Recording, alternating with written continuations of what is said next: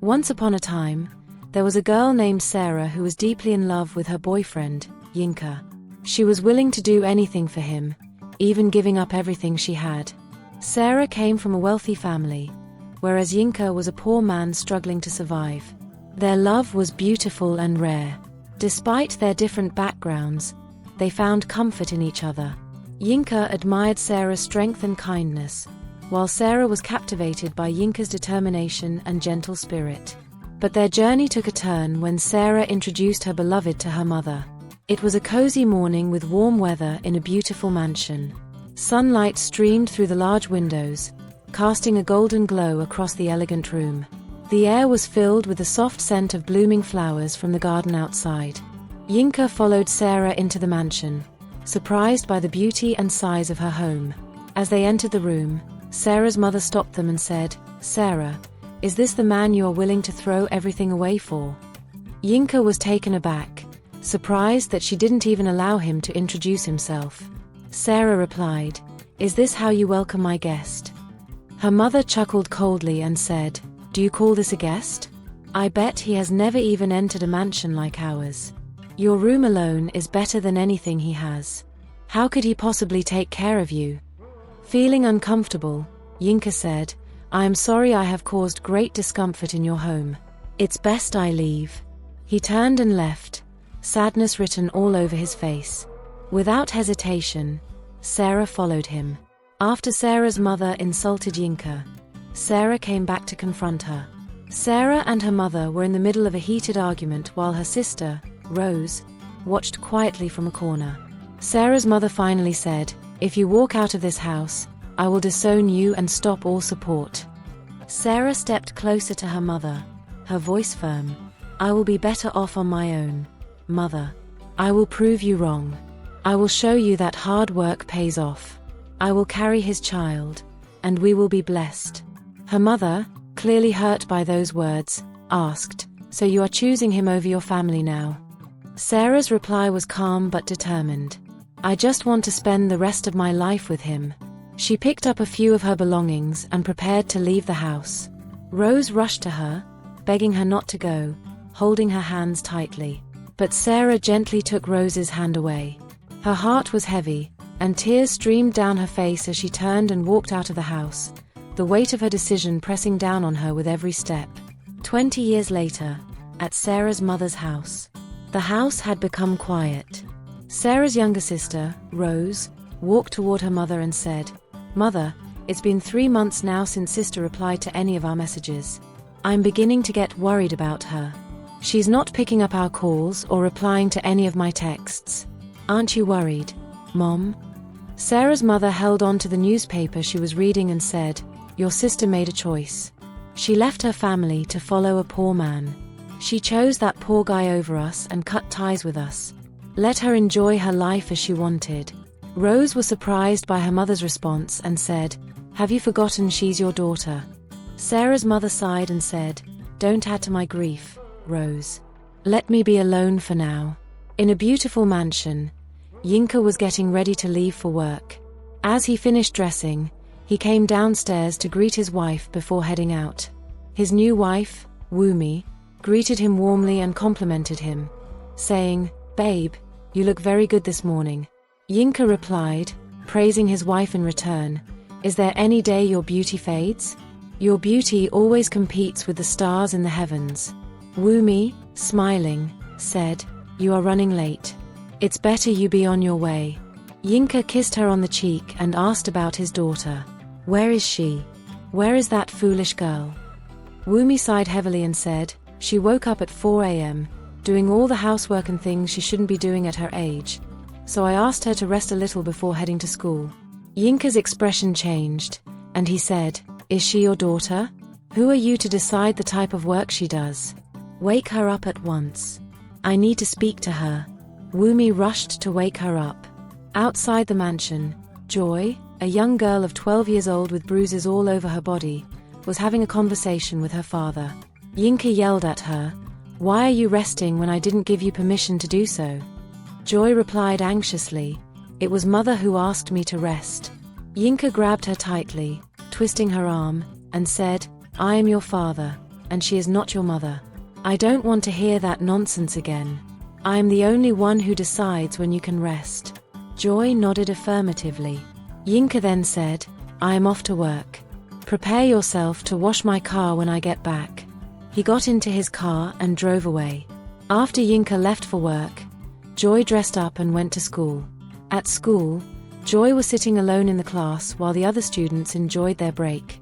One of the senior students noticed her and moved closer, asking, "Why are you not playing? Why don't you join the other students?" Joy smiled and said, "I love to play alone. I want to be alone." The senior girl saw that Joy's wrist was bruised and asked, "Are the other students bullying you?" Joy responded, "No, they are all nice to me." "Why would you say that?" "Nobody is bullying me." The senior girl then said, "Then what happened to your wrist? It's clear that someone is hurting you." Joy couldn't speak to her, so the senior girl took the matter to the school officer. In the school office, the senior student and Joy were together.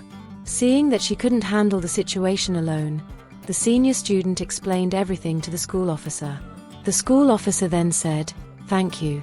I will take it from here. You can go back and enjoy your break with your friends." The senior student left immediately, leaving only Joy and the school officer alone. The school officer questioned Joy, saying, "Joy, what's wrong? Is anyone mistreating you?" Joy remained silent and said nothing. The school officer continued, "Joy, nobody's going to hurt you here. It's just me and you. Open up to me, and I will help you." Despite the officer's questions and comforting words, Joy did not say anything.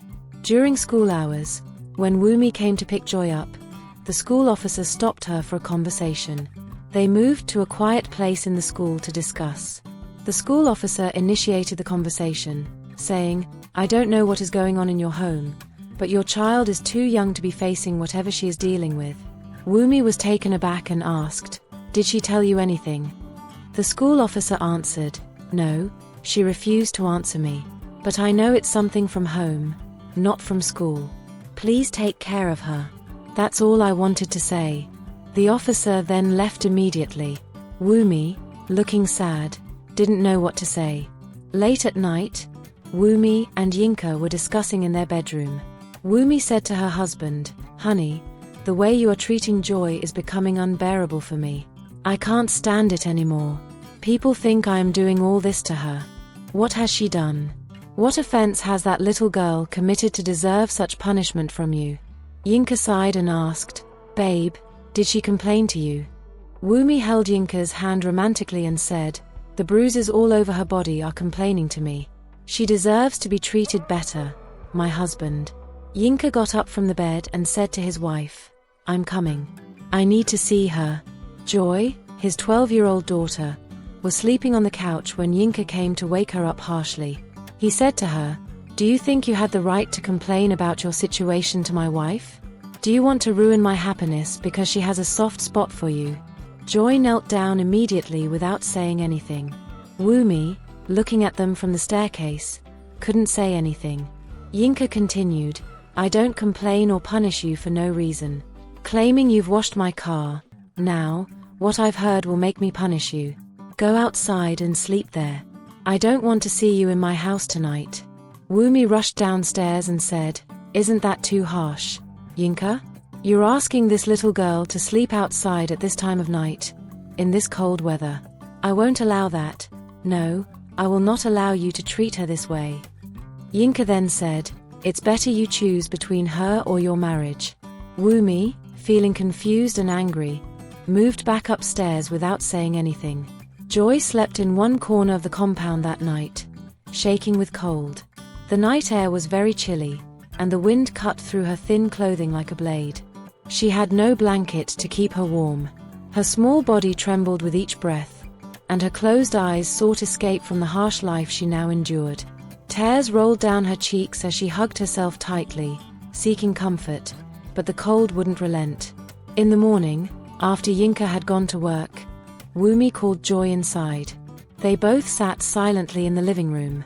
Wumi wanted to start a conversation but didn't know what to say, or perhaps lacked the courage to face Joy because of the previous night's incident. She later summoned courage, moved closer to Joy, and said, "I am sorry about last night. There's nothing in my power I can do to stop him. I am sorry." Joy remained silent and said nothing. Wumi then brought out a phone and said, "I saw that your dad always keeps this phone safe and hidden. My curiosity led me to take it to find out what's so special about it. Joy, let me ask you an honest question, and I'd be happy if you respond nicely to me. Have you ever seen your mother before? Do you know who she is?" Joy remained silent, but tears dropped from her eyes. Wumi moved closer to Joy, gently holding out a picture. "This is the beautiful person who left you behind, Joy," she said softly. Joy looked at the picture, recognized her mother's face, and burst into tears. Her voice trembled as she asked, "Where is she? Where is my mother?" Wumi, witnessing Joy's passionate crying, felt tears well up in her own eyes. She replied with a heavy heart, "I don't know." Joy's sobbing grew intense. "I want to be with my mother. I want to be with her," she cried out, her voice filled with aching desperation. Without hesitation, Wumi wrapped her arms around Joy, hugging her tightly. She kissed her forehead tenderly and whispered, "It will be all right. I will make sure of that. I promise you, Joy. I promise." They held each other tightly, their tears mixing, sharing a quiet bond of grief and hope. In a secluded spot, Wumi sat with her heart pounding, clutching the phone she had secretly retrieved from her husband. As she scrolled through the messages, she was horrified to discover that Yinka had been chatting with one of Sarah's sisters, pretending that Sarah was still alive. Confusion and dread filled her as she recalled her husband's strict warning to stay away from a certain locked room. Determined to uncover the truth, Wumi searched the house for the key to the forbidden room. After hours of searching, she finally found it. With trembling hands, she unlocked the door and pushed it open. The sight inside made her gasp and collapse to her knees. There sat Sarah, Joy's mother, frozen in a ritualistic pose, a calabash on her head, evidence of a mourning ritual. Tears streamed down Wumi's face as she realized the horrifying truth. Overwhelmed with sorrow and rage, she whispered, "What trouble have I brought upon myself?" She rushed out of the house, terrified of what might happen next. At Joy's school, she was sitting alone when a teacher came to her class and informed her, "Your mother is here to pick you up." Joy was surprised. It wasn't yet time for school to close. The teacher assured her, "You are safe with her. Go with her, Joy. She will protect you." Joy stood up and left the class immediately, rushing to meet Wumi outside the school compound. As Joy approached, Wumi rushed to hug her. "Joy, you are safe now. You're safe from the evil you called your father," she said gently. Joy hesitated. "Where is your car?" Wumi couldn't hold back her tears. "We're going somewhere far from home, somewhere safe." "I didn't know his plans, so I couldn't take anything from the house," she replied. Joy hugged Wumi tightly and asked, "Where are we going?" "Are we going to meet my mother?" Still shedding tears, Wumi could only say, "Let's go. Let's move away from him." Later that day, Yinka returned home from work and noticed that Wumi was nowhere to be found and that the forbidden room had been opened.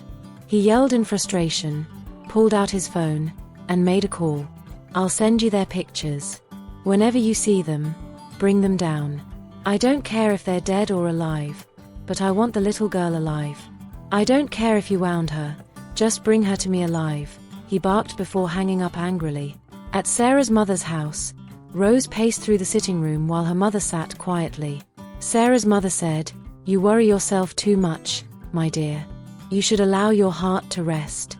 Rose replied, "Nothing torments the soul more than a restless heart. I yearn for peace, yet I find only emptiness. It's been months since I spoke with my sister. I don't know what might have happened to her. I'm worried and sick of this. My heart will rest when I see my sister." Sarah's mother sighed and said, "A mother's love is unconditional, eternal, and the purest form of devotion, offering strength and comfort in every moment. Do you think I have rested since you told me about this? I've sent her picture to every reliable source to find her. I'm always worried about her. Do you think I trust the man she chose? The man whose family I don't even know? Rose, don't add to my wounded heart.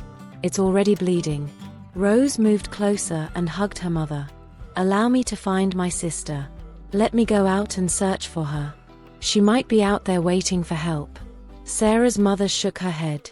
I will not allow you.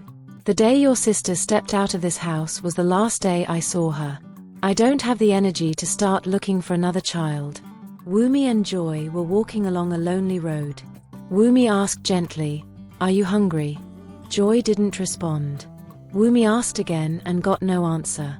On the third attempt, Joy finally said, Hunger has been my best friend. Wumi stopped and faced her. When are we going to meet my mother? Joy asked. Wumi's heart sank. She replied, Have you ever considered me your mother? Joy hesitated and said, It's not my fault, and I have nothing against you. Wumi sighed, her voice heavy with emotion. Joy, I know I should have done more, but my power was limited. I fought with him many times because of you. I don't know what else to do anymore. I know I failed to play my role as a mother. Please forgive me. I mean it. Joy hugged her warmly and said, Thank you. They continued their journey, holding on to the fragile hope that lay ahead. In her room, Rose sat quietly flipping through the family photo album. She paused as she came across Sarah's picture, gently touching it with trembling fingers. Why did you have to leave your family and put us in such distress? I hate you for this, she whispered, her voice heavy with emotion. She stared at the picture, memories flooding back. I remember vividly the day you left because of him. Your voice was sweet and gentle, like a soft breeze on a warm summer evening, bringing peace and comfort to the heart. Maybe Mother's words were too harsh on you, but you know she loved you. You were always her favorite. Tears streamed down Rose's face as she spoke these words to herself. Elsewhere, Joy rested her head on Wumi's lap as their car traveled down the road. The hum of the engine and the rhythmic motion of the tires made Joy feel a rare sense of safety. Her small hand held tightly onto Wumi's, finding comfort in her touch as Wumi softly hummed a lullaby, her heart filled with love and worry. The warm glow of the setting sun bathed them in a golden light, offering a brief moment of peace amid their struggles. Suddenly, the car came to an abrupt halt. Wumi's heart sank as she saw a man dressed in dark, hooded clothing blocking their path. Without warning, the attacker swung at the car, smashing the window and yanking the door open. Wumi clutched Joy tightly, her heart pounding with fear. Stay close to me, Joy, she whispered, her voice trembling with desperation. Gathering her courage, Wumi managed to open the car door and stumbled out, dragging Joy with her. The man spotted them immediately and gave chase. Wumi ran as fast as she could, her breath coming in ragged gasps, the sound of Joy's frightened sobs echoing in her ears. The attacker's footsteps thundered behind them, drawing closer with each passing second. Just when it seemed all hope was lost, the wail of police sirens cut through the air. Flashing lights approached quickly, and Wumi's heart lifted with a mix of relief and disbelief. The police arrived in a flurry of activity, their presence a beacon of salvation. Officers leaped out of their vehicles, weapons drawn, and ordered the attacker to stand down. In the chaos, Wumi and Joy were swept into the protective arms of the police. An officer knelt before them, his voice calm and reassuring despite the tension in the air. You're safe now. We've got you, he said, his eyes filled with determination. At the police station, Wumi and Joy sat together. Joy clung to Wumi, feeling a sense of security in her presence. While they sat, Rose entered the station. She stopped in her tracks when her eyes fell on Joy. Overcome with emotion, tears streamed down her face. This is Sarah. The resemblance is striking. Where is her mother? She asked, her voice shaking. Wumi, tears in her own eyes, replied softly, We need to talk. Privately. In a quiet corner, Wumi and Rose spoke in hushed tones. Rose's eyes were red and puffy, evidence of countless tears shed after hearing about the tragic incident. She wept as Wumi recounted everything, including the harrowing truth of how Sarah had been used for a money ritual by her husband. With a mix of sorrow and gratitude, Rose said, Thank you. My family owes you so much. If you hadn't contacted me, I wouldn't have known about the tragedy that befell my sister. Wumi replied, I consider Joy my daughter. I will go to any length to protect her." Meanwhile, in a dimly lit interrogation room, Yinka sat slumped in a chair, his hands tied. His mind swirled with confusion and regret as the police's relentless questioning continued. A stern officer leaned in, his voice sharp. "Tell us what happened. Yinka, what did you do?" Yinka's body tensed. He felt trapped. Taking a deep breath, he finally spoke. "It all started when Sarah's mother insulted me," he began, his voice shaky. "She told me I was nothing, that I didn't belong with her daughter. I felt so small, so poor. Sarah came from a rich family, and I was just a man struggling to survive." He paused, his eyes filled with sadness. "But Sarah surprised me. She chose me. She left everything to be with me. I thought things would get better once we got married. I thought we would be happy, but it didn't happen. Everything just kept getting worse." Desperation etched in his voice. Yinka continued, "I didn't know where else to turn, so I went to see a herbalist. He told me if I wanted things to change, I had to use Sarah. She had to give me a child." Yinka's voice broke. "At first, I didn't want to do it. But I did. After Sarah gave birth to Joy, the herbalist said something that haunted Yinka. Joy should never be happy, the man had warned. The more you hurt her, the more wealth you will accumulate." Yinka's voice cracked as he recounted the chilling words. "I didn't want to hurt my own daughter," he admitted, tears streaming down his face. "But I thought it was the only way. I was desperate. I was wrong. I made so many mistakes. I hurt Sarah. I hurt Joy. And now, I have to face the consequences." The room was silent, save for the hum of the overhead light. Finally, one of the police officers, who had been quietly observing, spoke in a calm but firm voice. "Yinka," the officer began, "I know you're hurting now, but the truth is this: patience is everything. You can't rush through life thinking shortcuts or the easy way out will solve your problems. All you did was dig yourself deeper." Yinka's swollen eyes reflected his regret as the officer continued, his tone steady yet compassionate. "You used your wife and your daughter for something you thought would make you rich. But true worth doesn't come from wealth. It comes from within, through patience, hard work, and being content with what you have. Love won't always give you what you want, but it gives you what you need. When you accept where you are and make the most of it, that's when true change happens." The words hung in the air, their weight pressing down on Yinka, who could only bow his head in sorrow. Later, the family gathered in Sarah's mother's grand yet somber mansion. The atmosphere was heavy, a mixture of sorrow and relief. Sarah's mother sat in her chair, surrounded by Rose, Joy, and Wumi. Her trembling hands clutched a tissue as tears welled up in her eyes. "The man who harmed my daughter and tormented my granddaughter is now behind bars," she began, her voice breaking. "But I blame myself. I failed to protect Sarah." Rose moved closer, wrapping her arms around her mother. "Mom, it's not your fault," she said gently. "Sarah was betrayed by someone she trusted. That monster took advantage of her kindness and love. None of this is on you." Sarah's mother nodded slightly, her sobs subsiding as she leaned into Rose's embrace. "He claimed Sarah was used for a ritual," she murmured, her voice barely above a whisper. "And all for greed. How could he do such a thing, even to his own daughter?" Wumi stepped forward, placing a comforting hand on Sarah's mother's shoulder. "Sarah left us Joy," she said softly, her voice filled with determination. "Joy is a blessing, a reflection of Sarah's love and strength. We'll protect her with everything we have."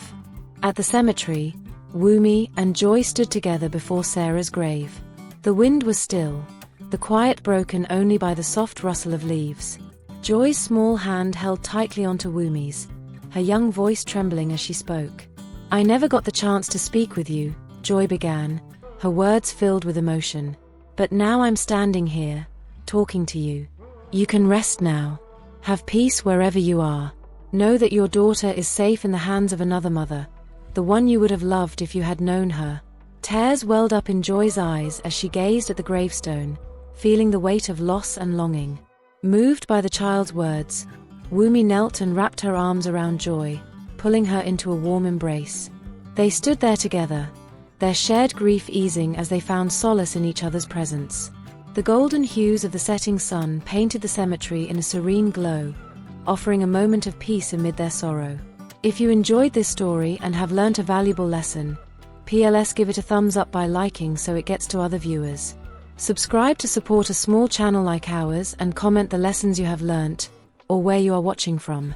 Till I see you in another wonderful story, bye.